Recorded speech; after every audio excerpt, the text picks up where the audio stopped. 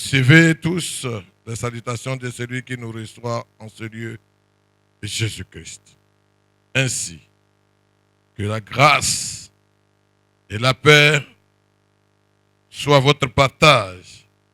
Au nom du Père, du Fils et du Saint-Esprit. Amen. Invoquons le Seigneur notre Dieu.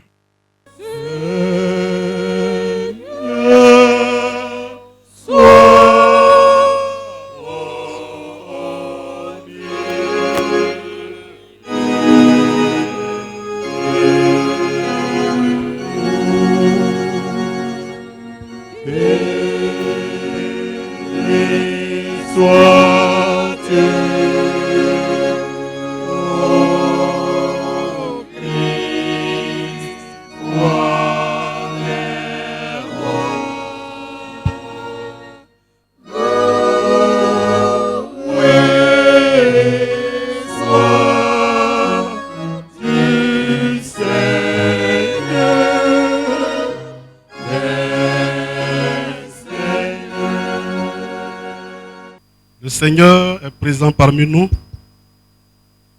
toujours fidèle lorsque nous l'évoquons. Il se plaît à voir ses enfants rassemblés en son nom. Humilions-nous devant sa face et confessons-lui nos péchés. Le sang précieux de ton Fils Jésus-Christ nous purifie de tout péché et rend possible notre communion avec toi et avec les uns les autres. Donne-nous la joie de racheter pour que nous te célébrions et te louons pour tes faits par Jésus-Christ, notre Sauveur. Amen. Veuillez vous lever. Gloire soit au Père, gloire au Fils, gloire au Saint-Esprit.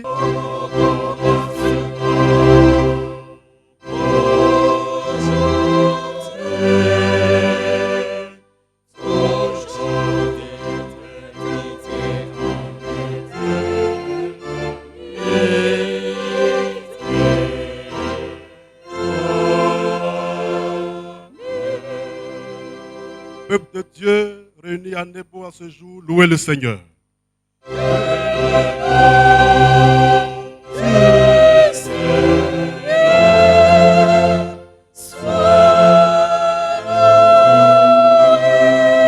Dans cette position, nous avons...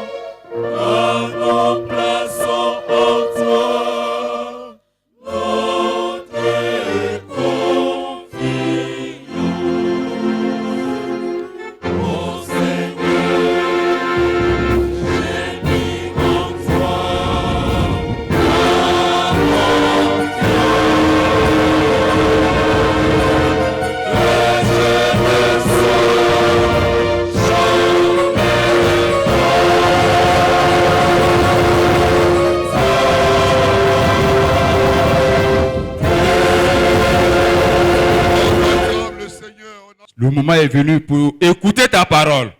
Père, dispose le cœur des uns et des autres pour que ton nom soit glorifié au nom de Jésus. Amen. Ce matin, nous avons la première lecture qui est tirée de l'épître de Paul aux Romains, chapitre 10, à partir du verset 14 et au verset 18.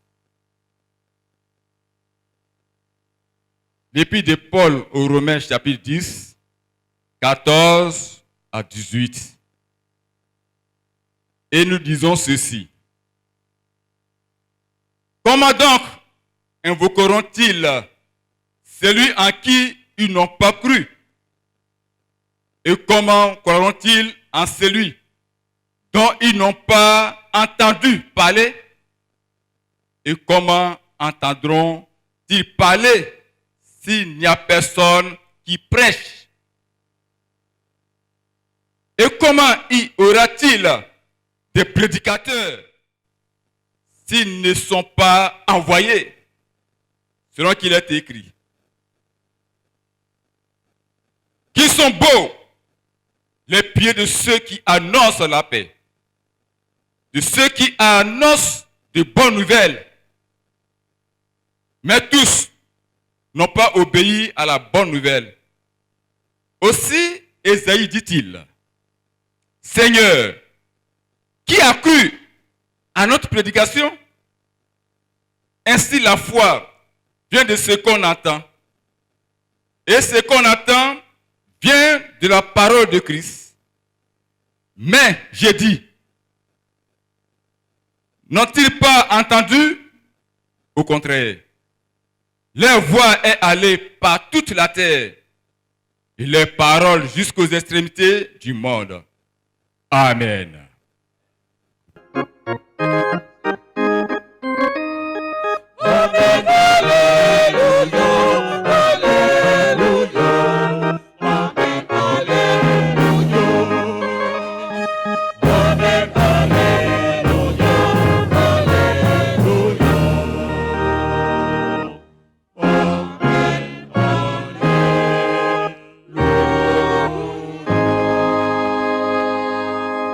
Lecture du Nouveau Testament, Évangile de Jésus-Christ selon Matthieu, Matthieu chapitre 28, les versets 19 et 20.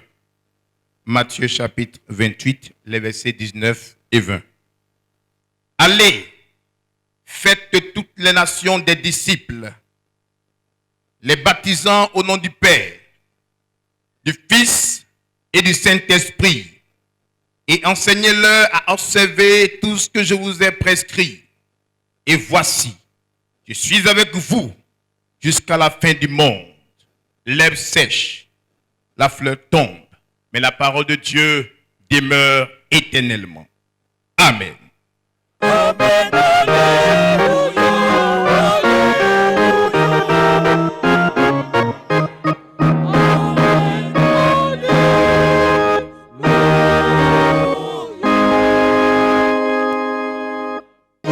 293.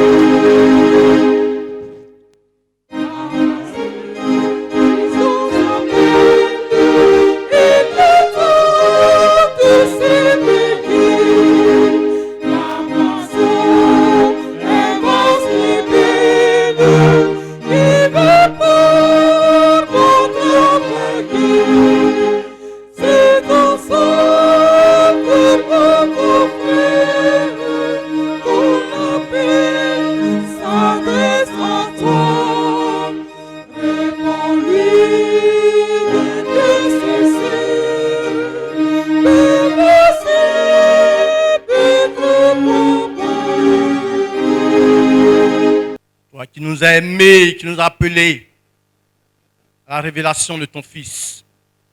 Nous voici devant ta face ce matin pour encore recevoir de toi instruction. Que ton esprit gouverne cet instant et que ta voix parvienne à nos cœurs. Et que Seigneur, ton objectif soit atteint. Nous sommes là. Parle au nom de Jésus. Amen. Merveilleux peuple de Dieu. Vous êtes venus ce matin pour le culte du 19e synode du district de Divo. Vous saluons au nom du Seigneur Jésus-Christ. Amen.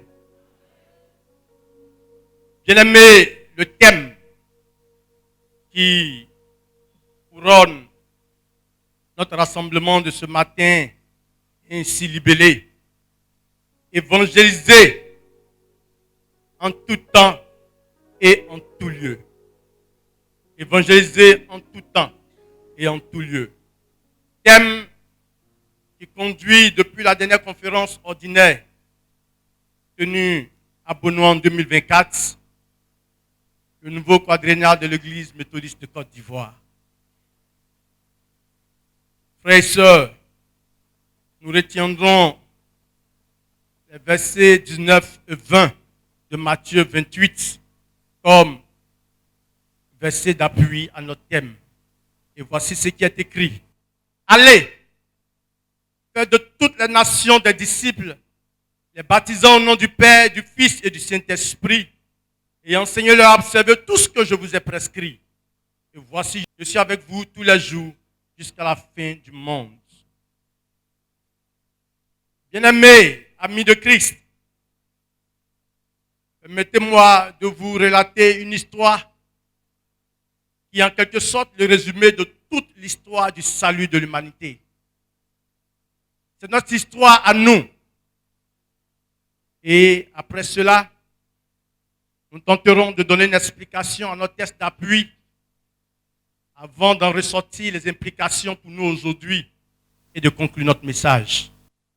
Ainsi, frères et sœurs, une fois, un roi renommé et connu pour son amour et sa bonté fonda un royaume. Et le roi indiqua à ses sujets les principes et les règles pour vivre en harmonie dans son royaume, sans les contraindre à quoi que ce soit, mais en les abandonnant à leur liberté et à leur engagement à lui faire confiance et à lui obéir. À son absence, un étranger au dessein lugubre et maléfique, très séducteur, s'introduisit dans le royaume et parvient par ses flatteries et ses mensonges à faire douter du bon roi, l'un de ses sujets les plus écoutés, et à remettre en cause les consignes et les indications du roi. Puis, il les amena à violer les commandements du roi et à désobéir au roi. Ce dernier, après avoir commis l'infamie, parvient à entraîner les autres à sa suite dans la même désobéissance. Le roi revint plus tard pour se rendre compte que ses sujets lui avaient désobéi et avaient ainsi perdu les privilèges rattachés au statut du sujet de ce merveilleux royaume. C'est ainsi qu'il fut chassé hors du royaume. Et ses sujets perdirent au fil du temps les habitudes et les mœurs de leur royaume d'origine. Et ils ont pu acquérir de nouvelles attitudes. En fond de toile, avec une culpabilité personnelle enfouie dans leur conscience et même dans leur inconscient. Et des accusations ouvertes ou non, portées les uns contre les autres pour les avoir induits en erreur, les avoir ainsi fait perdre le statut et les grâces du royaume d'origine. Ayant gardé la nostalgie de leur royaume, ils eurent souvent le désir de retourner et de retrouver leur roi qui les aimait tant, mais ne sachant pas quels moyens. Ainsi, c'était mis en place des systèmes de croyances et d'intermédiation pour retrouver leur roi et leur royaume. Et là encore, l'étranger séducteur parvint encore à conduire plusieurs vers un chemin plus sombre en se faisant passer pour le bon roi qu'ils recherchaient. D'autres, pour éviter d'être entraînés ailleurs, se cantonnaient sur eux-mêmes. Ils mirent en oubli tout espoir de retrouver l'ancien royaume, croyant devenir maîtres d'eux-mêmes. Cependant, l'étranger séducteur fit d'eux des esclaves par plusieurs vices dont ils ne purent s'en défaire, et ils devinrent de plus en plus malheureux. Quand même plusieurs parmi eux essayaient de combler cette nostalgie refoulée de leur royaume d'origine par des activités de tout genre et des plaisirs éphémères. En bref, il y avait désormais rupture totale entre les sujets, leur roi et leur royaume. Ainsi, le beau roi, le roi qui aimait son peuple et qui ne pouvait rester continuellement indifférent à cette déchéance, en une période marquée de l'histoire, mit en œuvre l'exécution d'un plan, un plan de rachat, un plan de rédemption. Oui, bien-aimé, alors de son royaume, il vint vers les siens et s'incarnant en une forme semblable à celle de ses sujets, mais ceux-ci ne le reconnurent point. Et bien au contraire, une forte haine pour celui qui vint au nom du roi, au point de le mettre à mort, d'une mort d'un innocent, d'une mort d'un non coupable. Et pourtant, en mourant de la sorte, l'envoyé du roi accomplissait le plan secret du rachat en ouvrant le chemin pour amener à lui ses sujets égarés qui tâtonnaient loin de lui. Finalement, ceux d'entre eux qui firent confiance à l'envoyé du roi retrouvaient le chemin vers la patrie d'origine et vers leur roi.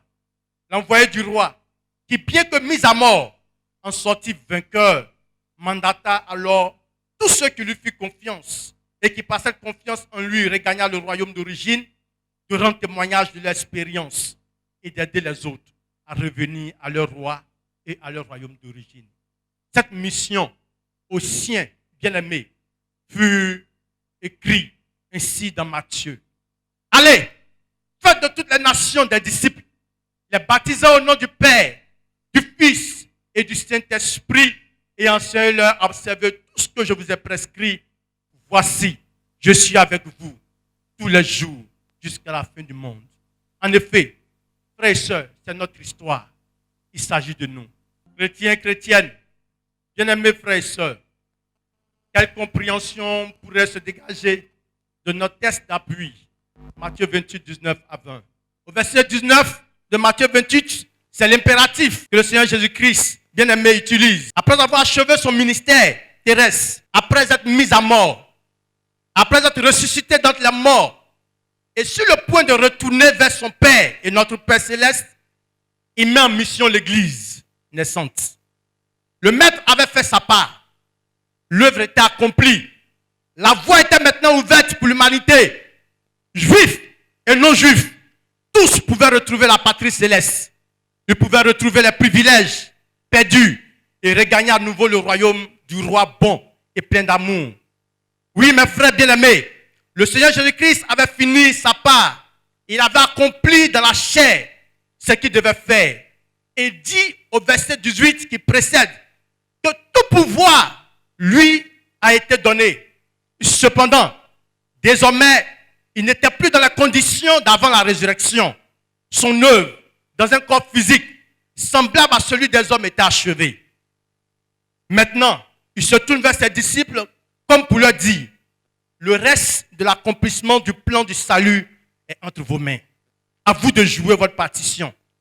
Ne restez pas assis, ne restez pas indifférents, ne restez pas les mains croisées dans les synagogues.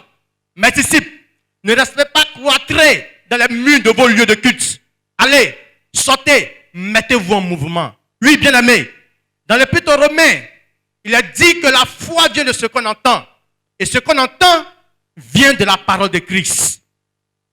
Et au verset 14, la question est posée. Comment en entendront-ils parler s'il n'y a personne qui prêche? Comment y aura-t-il des prédicateurs s'ils ne sont pas envoyés? Frères et sœurs, Jésus pouvait dire à ses disciples, regardez autour de vous, regardez dans vos familles, regardez dans vos villages et allez et annoncez la bonne nouvelle. Allez et faites connaître le message. Dites ce que je vous ai enseigné et faites des disciples et enseignez-leur à observer tout ce que je vous ai prescrit. Quelle responsabilité! Le Seigneur Jésus demande à ses disciples de faire d'autres disciples. Cela suppose qu'ils devront devenir des maîtres eux-mêmes pour entraîner à la suite d'autres qui deviendront aussi des disciples. Il a dit en quelque sorte, soyez des copies conformes de moi, pour que d'autres puissent être recopiés sur vous. Je suis la pièce originale. Et vous, en vous copiant sur moi, vous allez faire d'autres copies de moi à travers vos enseignements, à travers ce que vous leur direz. Vos vies, mes disciples, ne sont plus aussi simples que vous croyez. Vos paroles, vos actes, vos agissements, désormais seront des messages dont l'écho retentira si fort jusque dans l'éternité. Car vous pourrez par vos vies tourner quelqu'un vers le royaume éternel de Dieu, ou alors l'en éloigner pour l'éternité. Amis chrétiens, en lisant l'apôtre Paul à travers sa deuxième lettre à Timothée, au chapitre 4, le verset 2, il dit tous les lieux et toutes les occasions paraissent à lui indiquer pour cette mission.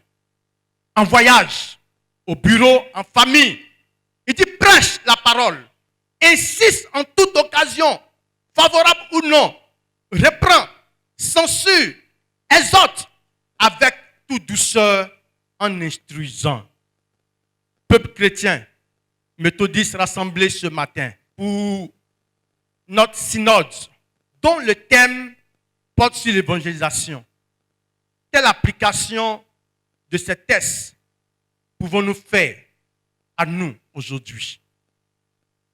Le message est clair. Allons, bien-aimés, sortons de nos murs, sortons de nos églises, lèvons-nous, quittons nos bâtiments. Oui, bien-aimés, l'évangélisation est la voie de sortie de l'église. C'est comme une eau arrêtée quelque part qui stagne. Bien-aimés, quand une ouverture est faite et que l'eau peut couler, cette eau restera propre et cette eau restera saine. Mais si l'eau reste stagnante, elle s'est salie et elle est polluée.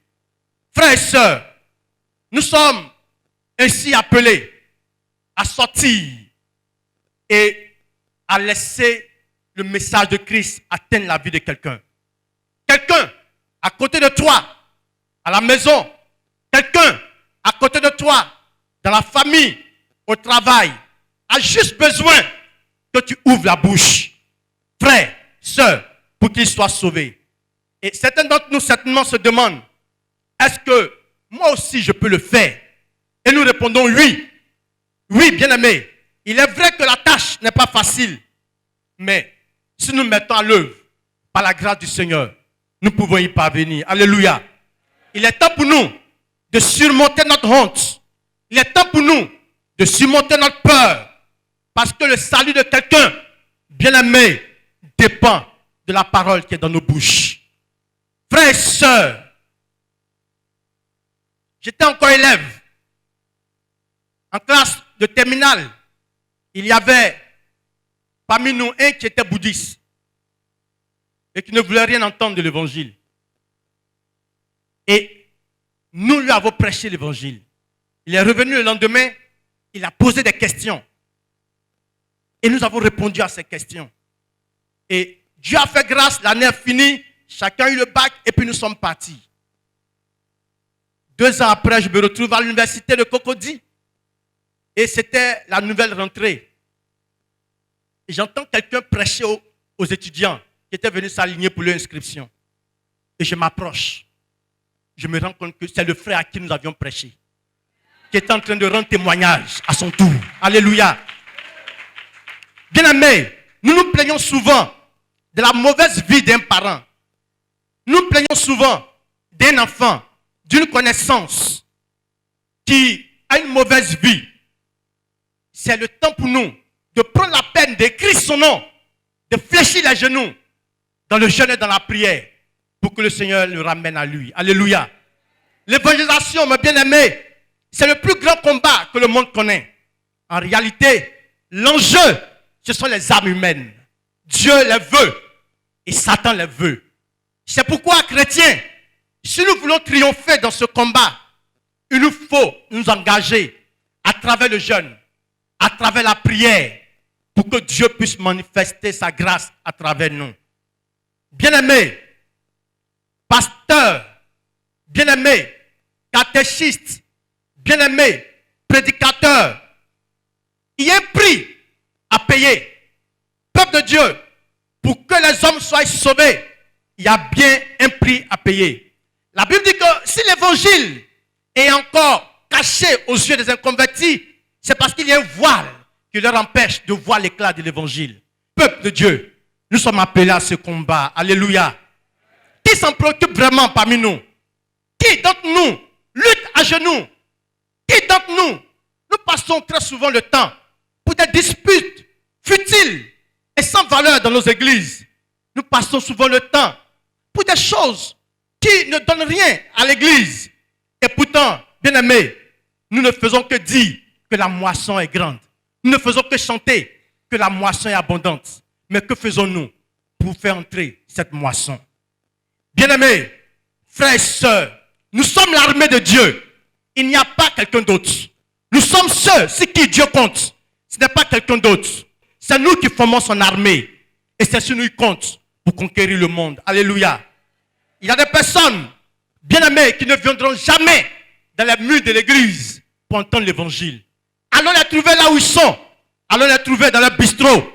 Allons les trouver dans leur champ. Allons les trouver dans leur bureau. Trouvons-les dans leur maison. Trouvons-les à nos voisinages. Et annonçons-leur la grâce qui nous a été donnée et qui nous donne de chanter chaque jour. Alléluia. Frères et sœurs, investissons. Oui, investissons-nous, nous-mêmes, dans l'évangélisation. Et investissons notre argent dans l'évangélisation. Conseillers, achetez des vidéoprojecteurs, achetez des baffes, achetez des instruments et permettez au mouvement de réveil, permettez à l'église de sortir et d'aller conquérir les âmes. Alléluia. Frères et sœurs, formons-nous, apprenons les méthodes et allons-y. Le salut de quelqu'un dépend de nous. Alléluia. Autre chose, pour faire des disciples chrétiens, il nous faut nous-mêmes être de véritables disciples. Alléluia. Et c'est aussi là le problème. C'est aussi là le problème. Quelle vie de chrétien menons-nous? Quel témoignage notre vie transmet-elle à ceux qui sont autour de nous? Bien aimé, quand quelqu'un est connu comme méthodiste, mais le plus soulard du quartier, quel écho ta vie donne-t-elle à ton entourage? Si nous voulons que Dieu nous utilise comme des instruments pour son témoignage, chrétien, chrétienne, il faut vivre de la sanctification. Hébreu est clair. Sans la sanctification, nul ne verra Dieu. Ne nous trompons pas. L'œuvre d'évangélisation n'est pas par l'intelligence, ni par la sagesse humaine, mais par l'œuvre du Saint-Esprit. Alléluia.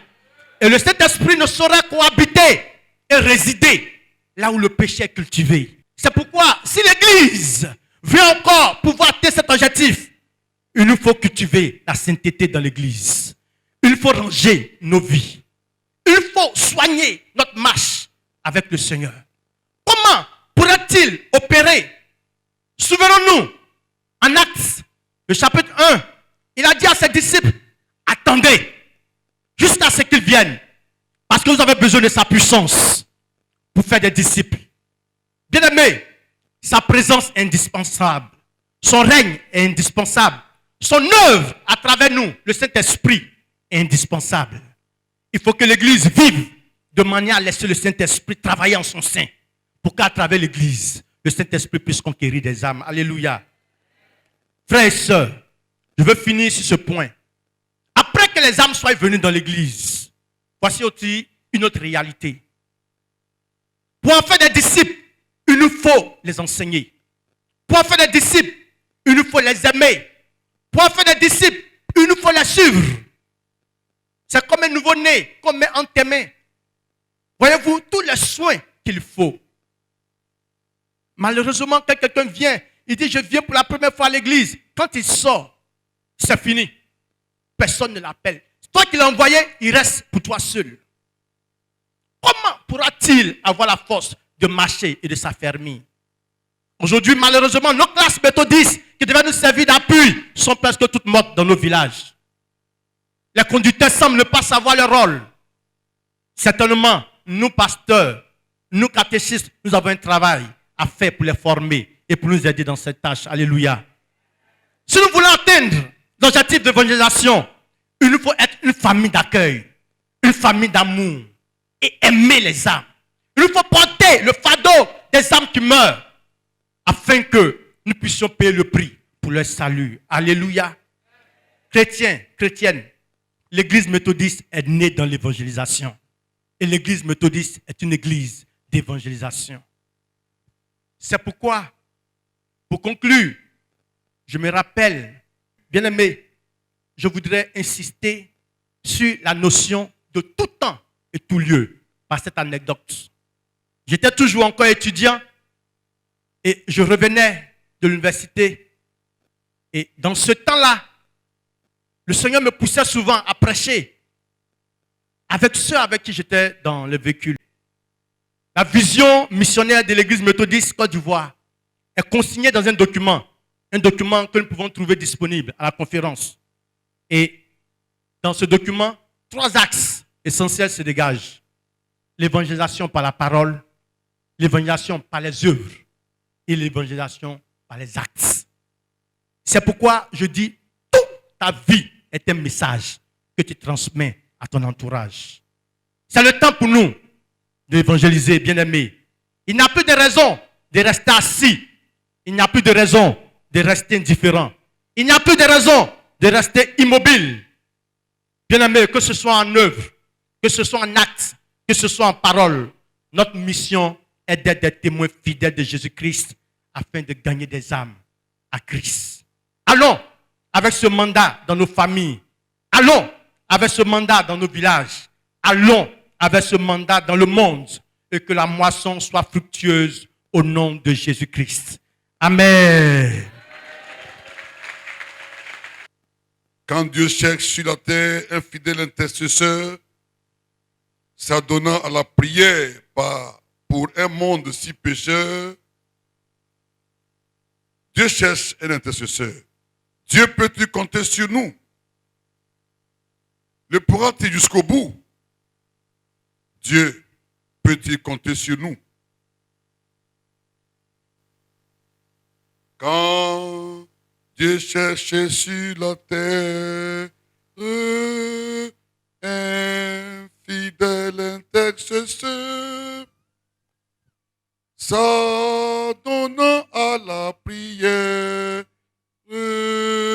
pour un monde si pécheur. Dieu peut-il compter sur nous? Dieu peut-il compter sur nous? Le pourra-t-il jusqu'au bout? Dieu peut-il compter sur nous? Chacun de nous est interpellé à aller en mission pour le Seigneur. Avec tes forces, avec tes biens, avec ton intelligence, le Seigneur te veut pour sa moisson. Seigneur, nous voici. Prends-nous. Façonne-nous. Remodèle-nous. Investis-nous à nouveau, frère. Équipe-nous, Seigneur. Éloigne de nous tout ce qui nous tire vers le bas. Et donne-nous de dire, comme le prophète Ésaïe, me voici, Seigneur, envoie-moi. Dispose-nous, Seigneur, afin que toute la gloire te revienne. Au nom de Jésus. Amen.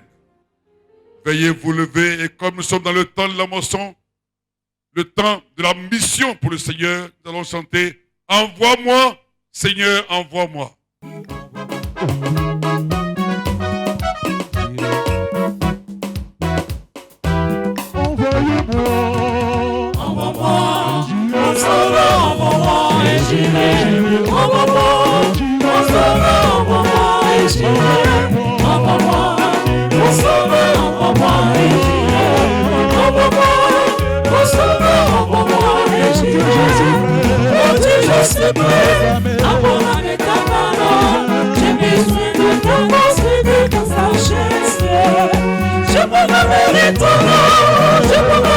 Je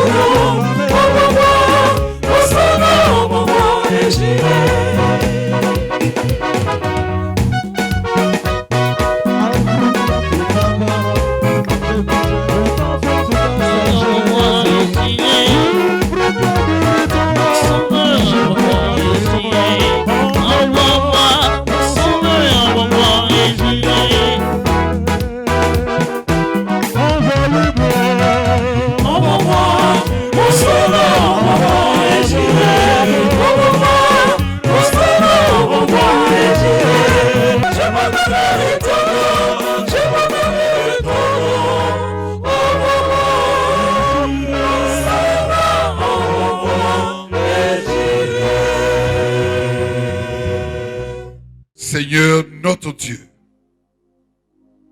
en ce dimanche de clôture des assises du 19e synode ordinaire de notre district, nous te bénissons et nous te rendons grâce pour l'œuvre accomplie tous azimuts, pour l'avancement de ton œuvre parmi nous.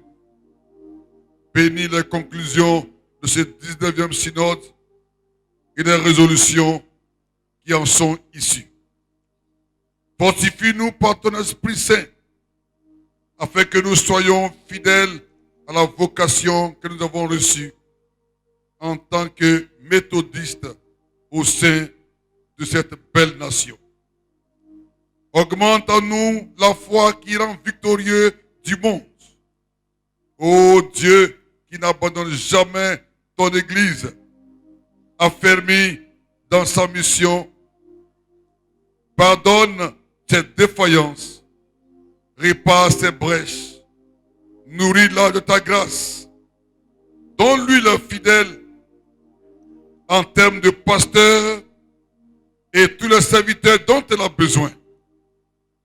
Poursuis au milieu de nous l'œuvre de sanctification qui détermine l'Église méthodiste jusqu'au jour où tout genou fléchira devant Jésus le Christ, le seul Rédempteur. Nous te confions le mouvement de réveil et l'ensemble des évangélistes du district de notre Église à qui échoua cette année 2025 comme année de l'évangélisation.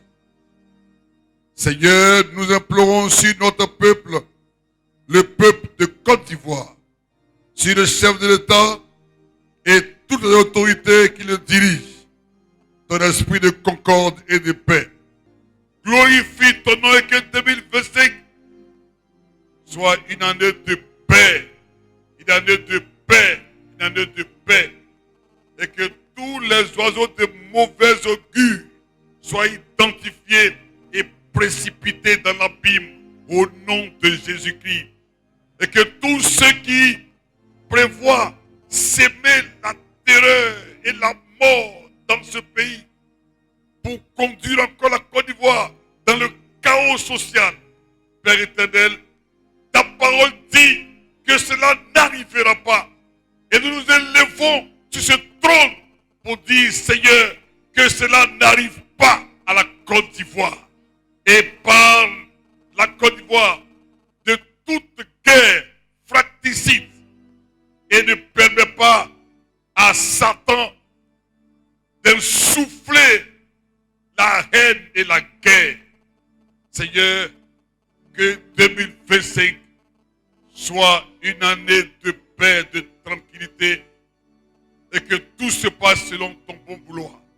Mais Seigneur, que tu mets sur le trône de ce beau pays, c'est lui que tu auras choisi. Et non, c'est lui que nous voulons. Parce que c'est seule ta volonté qui se fera. L'Église méthodiste de Côte d'Ivoire, qui elle aussi s'apprête à aller aux élections, le 1er mars, nous irons pour adopter les nouveaux textes qui vont régir la vie de toute l'Église. Père éternel, que ton esprit prévale. Et que ce soit les textes que tu auras voulu qui vont conduire ton Église. Parce que tu as dit à Pierre, tu es Pierre et sur toi, je bâtirai mon Église. C'est de ton Église qu'il s'agit. Père, donne gloire en ton nom. Seigneur, après l'adoption des textes, nous passerons à l'élection d'un nouveau bishop qui va conduire les rênes de ton Église. Père éternel, nous savons que déjà, avant que nous ne pensions, tu as déjà établi le nouveau bishop.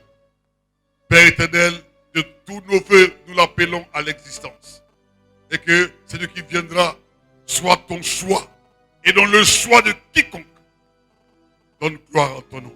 Merci Seigneur pour ce que tu fais. Que ton nom soit béni, toi qui es Dieu. Seigneur, nos attentes sont vives en toi par nos prières incessantes. Souviens-toi, Seigneur, des victimes des guerres et du terrorisme. Console et guéris les douleurs. Souviens-toi de tous nos malades, nos affligés, de nos déshérités, de nos prisonniers, de tous ceux qui crient leur misère et répondent à leurs souffrances et leurs soucis. Bénis, Seigneur, toutes les résolutions qui ont été prises pour leur applicabilité dans le district. Donne les arts de l'esprit afin que tous nous puissions regarder dans la même direction pour un district fort et compétitif, l'honneur et la magnificence. Toi qui es Dieu au siècle des siècles, en Jésus-Christ, le Sauveur de la Côte d'Ivoire et du monde.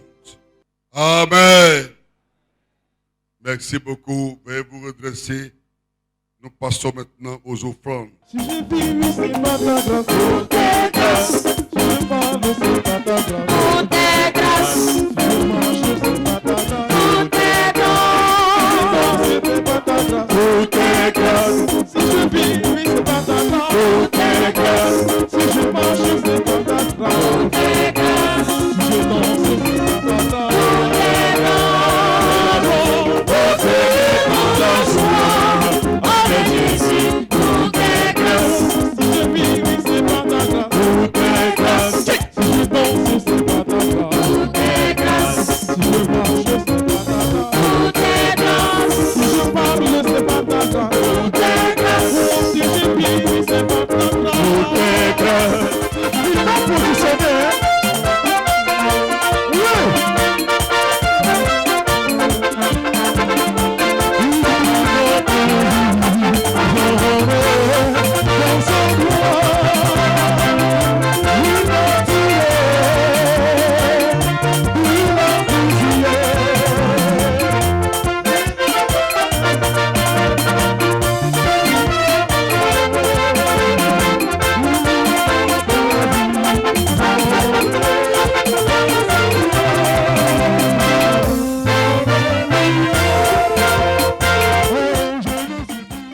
Dieu vous bénisse abondamment. Et quand viendra le temps pour vous de retourner, qu'il reconduise vos pas comme il a fait à votre arrivée, mais que davantage il vous utilise dans cette mission qu'il vous a confiée. C'est une mission, accomplissez-la avec joie et que Dieu vous bénisse abondamment. Au nom du bishop, que les grandes bénédictions de Dieu soient sur vous. Quand vous entendrez les oiseaux chanter sur vos toits, sachez que c'est les remerciements du bishop qui vous sont transmis à travers les chants des oiseaux.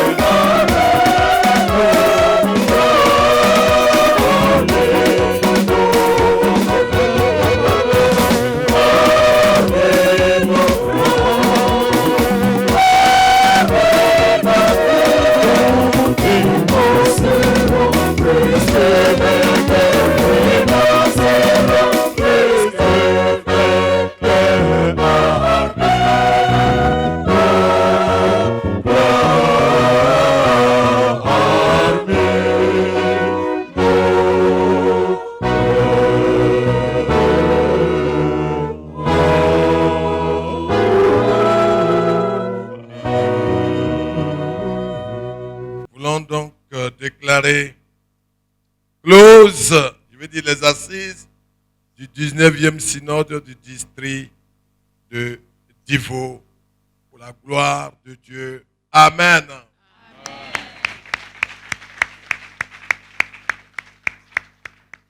De Dieu recevons la bénédiction. Ainsi donc, le Dieu de paix vous sanctifie lui-même tout entier, et que tout votre être, l'esprit et l'âme, le corps, soient conservés irréprochables lors de l'avènement de notre Seigneur Jésus-Christ. Peuple de Dieu, frères et sœurs, allez porter des fruits dignes du royaume qui vient par la puissance du Saint-Esprit. Que la paix de Dieu soit sur vous. Amen.